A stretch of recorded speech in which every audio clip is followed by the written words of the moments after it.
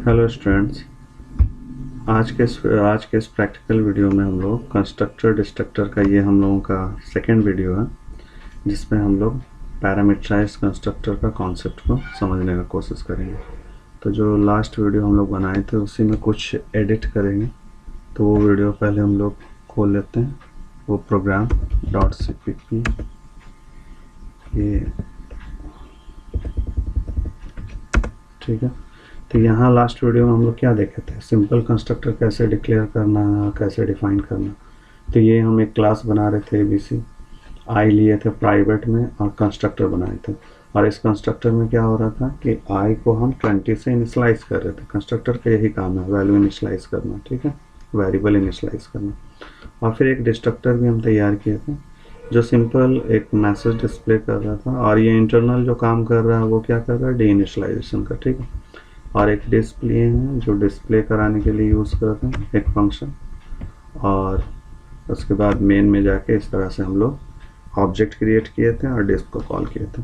तो अब यहाँ पर हम एक चेंज करेंगे। ये प्रोग्राम आप का हेडिंग आप डाल सकते हो कि ये मेरा कंस्ट्रक्टर ओवरलोडिंग। ये भी एक इम्पॉर्टेंट फीचर्स है कि हम कंस्ट्रक्टर को ओवरलोड कर सकते हैं। कंस्ट्रक्टर ओवरलोडिंग, ये कंस्ट्रक्टर ओवरलोडिंग का प्रोग्राम हम लोग बनाना चाह रहे हैं, यानी कि कंस्ट्रक्टर हम लोग एक से ज़्यादा कंस्ट्रक्टर इस प्रोग्राम में बनाएंगे। अभी तो मेरे पास एक ही कंस्ट्रक्टर है, ठीक है। और एक से ज़्यादा कंस्ट्रक्टर इसलिए पॉसिबल है क्योंकि कंस्ट्रक्टर का टाइप्स होता है। इसको 3 कैटेगरी में डिवाइड किया गया है। तो एक डिफ़ॉल्ट कंस्ट्रक्टर है, दूसरा आपका पैरामीटराइज्ड कंस्ट्रक्टर है, तीसरा कॉपी कंस्ट्रक्टर है। तो जब ये इतने कैटेगरी में डिवाइडेड है तो हम इसको उतना सारा कंस्ट्रक्टर इम्प्लीमेंट कर सकते हैं अपने प्रोग्राम में एक बार में। और जब एक से ज़्यादा कंस्ट्रक्टर हम लोग अपने प्रोग्राम में यूज़ करते हैं तो उसको कहते हैं कंस्ट्रक्टर ओवरलोडिंग, ठीक है। कंस्ट्रक्टर ओवरलोडिंग ये कॉन्सेप्ट भी पूछा जाता है एग्जाम में। तो यहाँ एक कंस्ट्रक्टर बना दिए, एक कंस्ट्रक्टर और हम यहाँ पर बना देते हैं, और ये बना रहे हम पैरामीटराइज्ड कंस्ट्रक्टर। तो इसका भी नाम सेम होगा जो आपको बताएं, वही कॉन्सेप्ट है। इसमें बस एक पैरामीटर हम लोग यूज़ करेंगे। तो एक पैरामीटर यूज़ कर रहे हैं ए नाम से। अब इसके अंदर हम लोग इस ए को इनिशलाइज कर देंगे। तो ए जो है वो आई से इनिशलाइज हो जाएगी, नहीं सॉरी, आई के अंदर हम, क्योंकि आई से डिक्लेयर किए हम लोग वेरिएबल को, तो आई के अंदर ए का वैल्यू को हम स्टोर कर देंगे। तो जो पैरामीटर का वैल्यू मेरे पास ए में आएगा वो ए का वैल्यू आई में स्टोर हो जाएगा। और यहाँ इसको बंद कर देना, ठीक है। तो ये हो गया मेरा एक और कंस्ट्रक्टर, और ये हो गया एक कंस्ट्रक्टर। तो 2 कंस्ट्रक्टर हो गया। तो ये कंस्ट्रक्टर में देखिए अंदर में पैरामीटर नहीं है, यानी इस ब्रैकेट के अंदर में कोई वैल्यू नहीं है। यहाँ पर हम एक पैरामीटर लिए, तो इसको हम कह सकते हैं पैरामीटराइज्ड कंस्ट्रक्टर।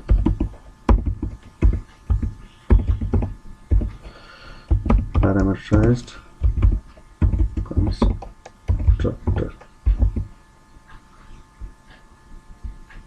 ठीक है। तो ये पैरामीटराइज्ड कंस्ट्रक्टर हो गया। अब इसको कॉल कैसे करना, तो 2 कंस्ट्रक्टर हम यहाँ पर बना दिए, एक सिंपल कंस्ट्रक्टर है और दूसरा है पैरामीटराइज्ड कंस्ट्रक्टर। और ये एक डिस्ट्रक्टर मेरा ऑलरेडी बना हुआ। तो एक से ज़्यादा कंस्ट्रक्टर तैयार कर दिए, तो ये कहलाएगा कंस्ट्रक्टर ओवरलोडिंग। अब यहाँ पर नीचे में जाके हम पैरामीटराइज्ड कंस्ट्रक्टर के लिए भी एक ऑब्जेक्ट क्रिएट करेंगे। तो यहाँ पर ABC OBJ1 इसका नाम रख देते हैं। एक ऑब्जेक्ट मेरा OBJ नाम से, इसको हम कर दे रहे हैं OBJ1। और इसके अंदर पैरामीटराइज्ड है तो कुछ वैल्यू डालना होगा, जैसे 30 डाल दी, ठीक है। तो ये सिंपल कंस्ट्रक्टर था, तो इसमें कोई पैरामीटर नहीं सेंड कर रहे थे, कोई वैल्यू यहाँ पर से जा नहीं रहा था। लेकिन यहाँ पर हम जो दूसरा ऑब्जेक्ट बना रहे हैं, यानी जैसे ही ऑब्जेक्ट हम क्रिएट कर रहे हैं तो कंस्ट्रक्टर कॉल होगा। लेकिन कौन सा कंस्ट्रक्टर कॉल होगा, क्योंकि यहाँ पैरामीटर डाल रहे हैं तो पैरामीटराइज्ड कंस्ट्रक्टर कॉल होगा, ठीक है। अब हम डिस्प्ले कर रहे हैं OBJ1 डिस्प हो रहा है, और अब हम OBJ डॉट डिस्प हो रहा है, और एक और हम OBJ1 के लिए बनाएंगे OBJ1 डॉट डिस्प, ठीक है। तो ये 2 बार डिस्प्ले फंक्शन को हम डिस्प फंक्शन को कॉल कर रहे हैं।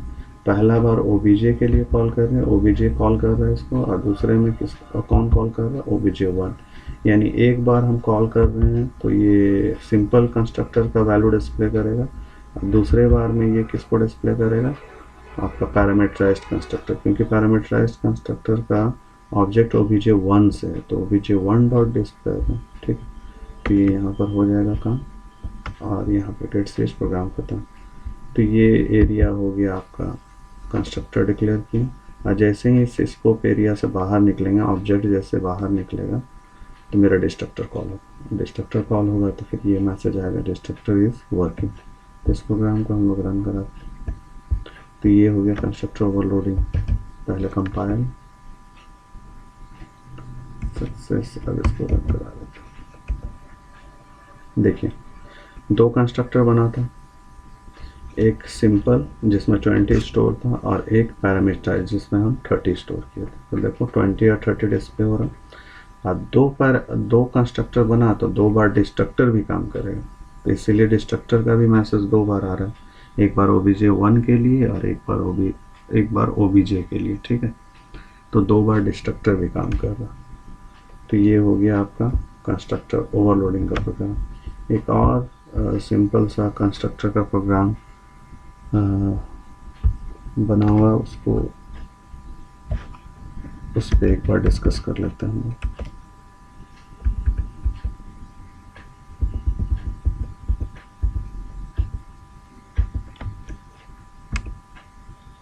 चलिए ये प्रोग्राम एक बार देख लेते हैं। इसमें देखिए एक स्टूडेंट क्लास हम बनाए।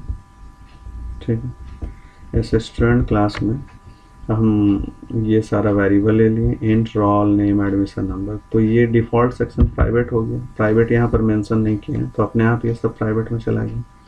अब पब्लिक में क्या किए हैं, एक कंस्ट्रक्टर बनाए। देखिए स्टूडेंट नाम से कंस्ट्रक्टर इसमें स्टोर कर दिए, 1 रोल में स्टोर हो गया, मोहन नेम में स्टोर हो गया। यहाँ पर ध्यान दीजिएगा, जब भी कोई स्ट्रिंग को स्टोर करते हैं, मोहन क्या है, स्ट्रिंग, कलेक्शन ऑफ कैरेक्टर।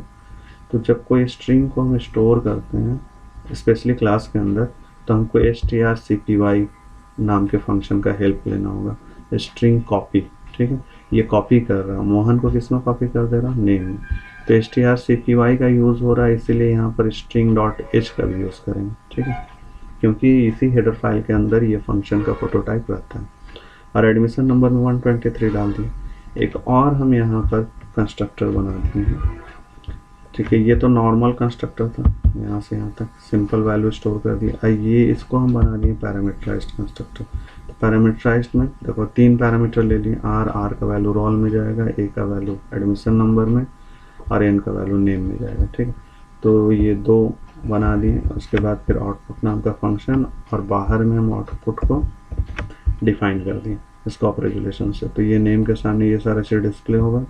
अब मेन में आइए, मेन में क्या कर रहे हैं, नॉर्मल ऑब्जेक्ट बना रहे हैं जो सिंपल कंस्ट्रक्टर को कॉल करेगा, और एक पैरामीटराइज्ड कंस्ट्रक्टर के लिए हम यहाँ पर वैल्यू 3 वैल्यू पास कर रहे हैं, इसलिए कि 3 पैरामीटर था ना मेरा। ऊपर में देख लीजिए यहाँ कितना पैरामीटर था, 3 पैरामीटर, एक आर, एक ए और एक एन।